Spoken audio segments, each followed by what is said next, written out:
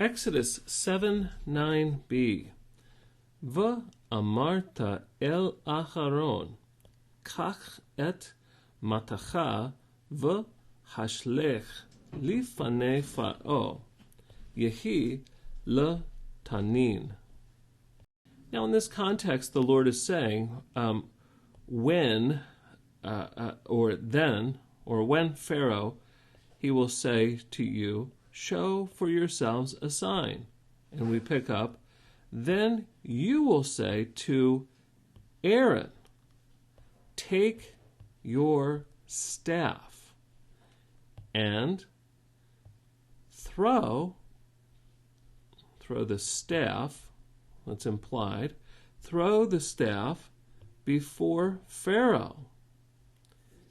It will be for a serpent, or it will become a serpent. V'amarta. This is fairly straightforward. We have all three root letters showing. Aleph, Mem, Resh.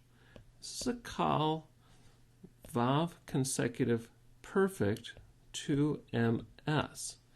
And you will say, or rather, then you will say. There's sort of a cause and effect here. Pharaoh says this, then you will say that. Kach.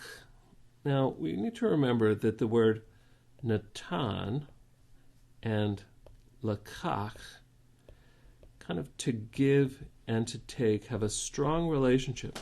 So strong that the nun on the beginning of the lamed, on the beginning of natan, kind of dictates how the lamed works in the beginning of this. So the lamed on the beginning of lakach, it'll fall off in the case of an imperative, just like as though it were a pay nun verb, and we treat it like a pay nun verb.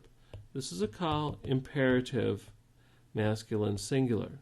So Moses is to say to Aaron, take your staff.